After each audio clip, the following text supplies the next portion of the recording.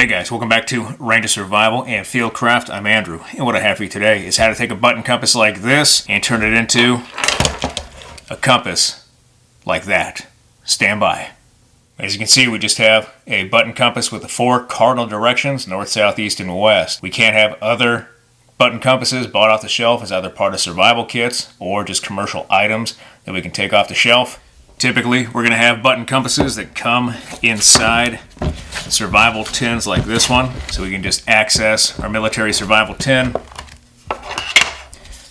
and find the button compass, usually somewhere at the corner like this. Pack everything back up in our survival tin, and we can put this off to the side.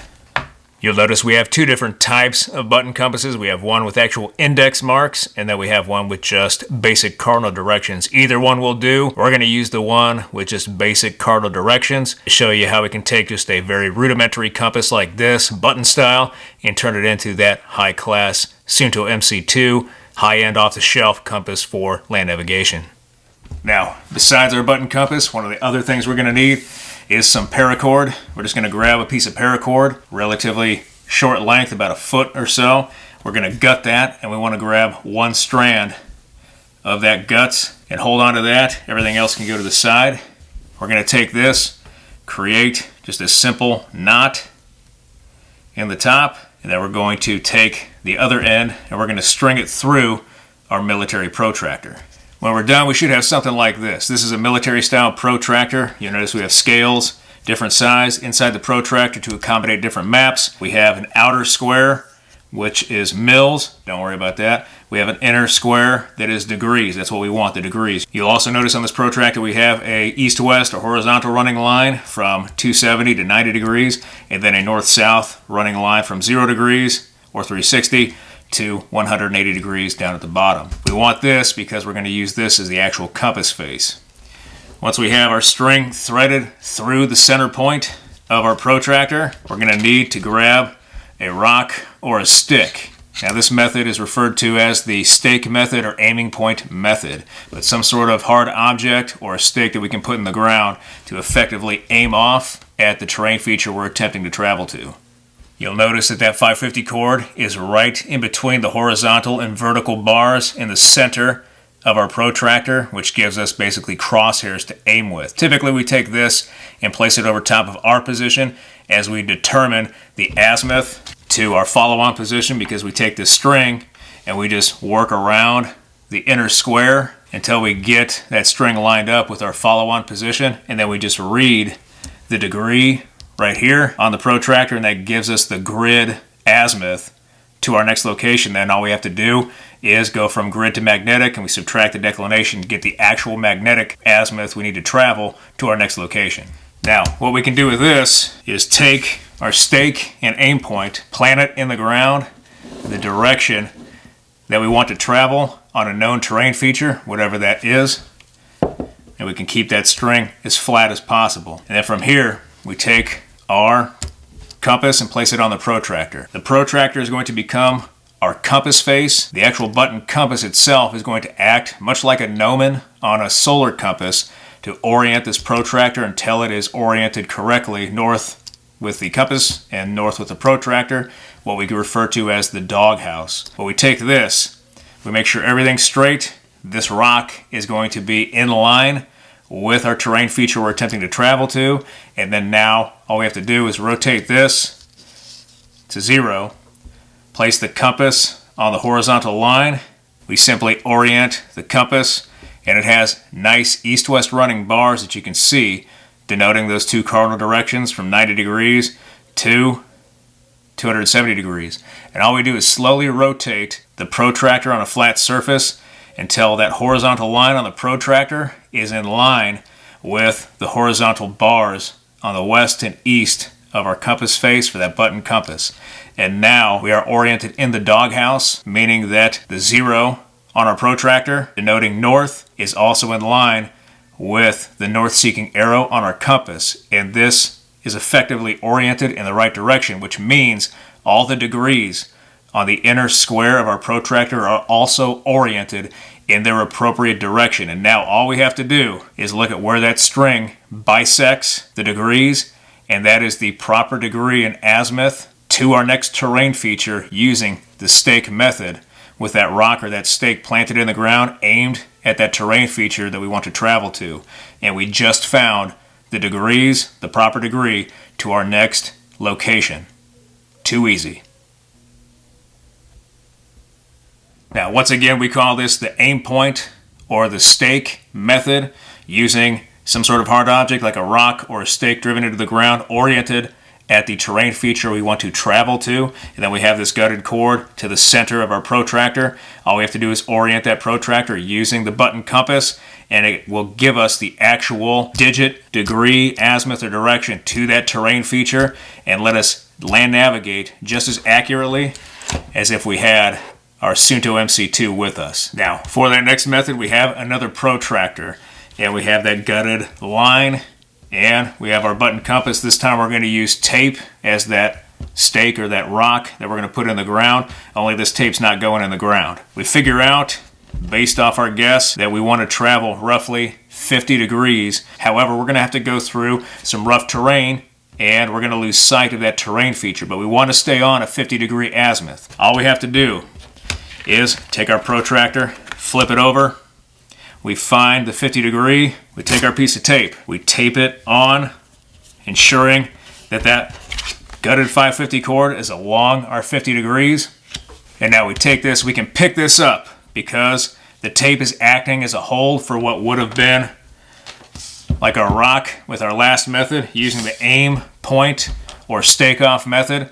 This becomes basically our stake. It's going to keep that paracord at 50 degrees. Now all we have to do is slap on our button compass, rotate until those horizontal bars for east and west are on the horizontal bar or line denoting east and west on our protractor, and we're effectively oriented, again, north to north, so this protractor is facing north this way. However, we are going to use the cord right here as our aim point, so this will be facing away from us as we hold it in our hand like this, as if we were traveling. And as long as we keep the horizontal bars of our compass on the horizontal bar of our protractor and travel which way the string or gutted 550 points, we will be traveling at roughly a 50-degree azimuth. So now we can travel over distance through terrain after using the aim or stake off point to find the azimuth that we want to travel to our next terrain point, or that terrain marker or landmark that we've discovered. Only now we can go through rough terrain, lose visual of that terrain feature off in the distance that we had calculated was 50 degrees, but we can still maintain a 50-degree bearing using our protractor and using a button compass to land navigate, again, just as well as if we had a SUUNTO MC-2 or high-end off-the-shelf compass with us. Another awesome method to get through rough terrain and land navigate like an expert.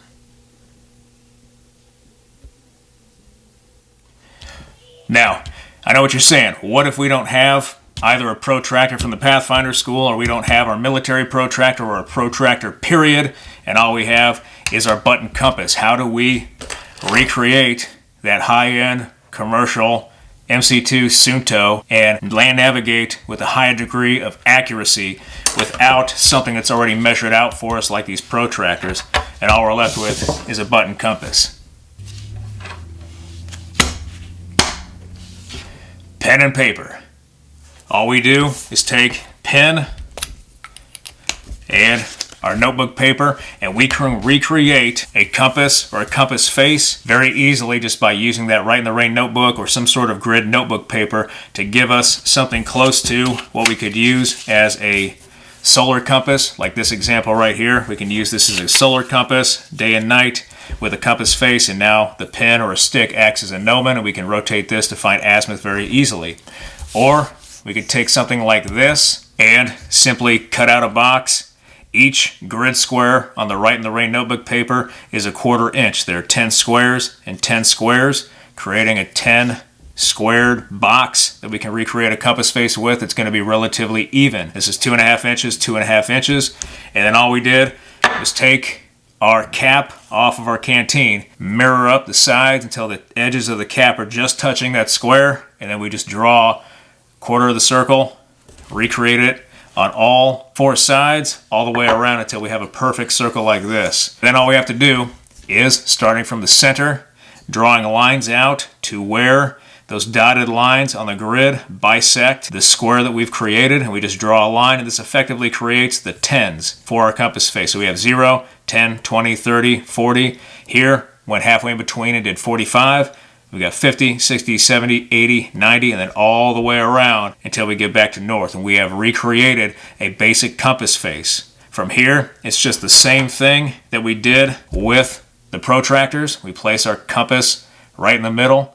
That button compass, all we have to do now is rotate the paper until it is at north. And now we are effectively oriented with our makeshift compass face and the button compass, and we are needle in the doghouse. All we have to do from here is rotate the paper until we get to the desired degree. Let's say we're going 45 degrees, until the tip of that north-seeking arrow is on 45 degrees. And then from here, we would pick up this piece of paper, keeping everything level as best as possible, and then rotate our bodies, not the paper, rotate our bodies until that north is back on north on our makeshift compass that we've drawn on the paper. The button compass is aligned with the north-seeking arrow on the paper, and then now the direction we're facing is 45 degrees. Let me show you on this compass face that I've drawn for my paper solar compass. When we want to go 45 degrees, we just rotate the paper until our north-seeking arrow on our button compass is facing 45 degrees, which might be hard for you guys to read. And then from here, all we do is hold this tight. Don't move it. We move our bodies. We rotate our bodies until north is back on north. And the direction we've rotated now and stopped at is roughly 45 degrees. And now we can use this method to land navigate to a relatively higher degree of accuracy than if we'd have just the button compass alone. So here we can actually land navigate and find basic directions or degrees as accurate as we want to be, just using a simple button compass like this and recreating the actual compass face on a piece of paper just from our notebook. Alright guys, that was a down and dirty video, but I showed you 3 ways that we can actually take a button compass, even one without the index marks like this one in the middle, and turn it into a very highly accurate, reliable compass, either using a military protractor, a special civilian protractor, or one designed for a survival course, or recreating our own compass face using just angles and measurement here to actually recreate a somewhat accurate and precise compass face to apply our button compass to, and then find cardinal directions as well as those exact directions, azimuths, or bearing to get to our next point and land navigate, even using some of these techniques if we lose sight of that terrain feature and have to move through dense vegetation. But now you guys know that, and I really hope you like this video. If you did like this video, hit that like button, hit that subscribe button, leave me a comment in the comment section. I always appreciate your feedback. I want to thank you guys for everything you do for me, for this channel, for your likes, your views, your subscriptions, your comments, your feedback, and your shares, and I'll be back with another video as soon as I can, guys. Thanks.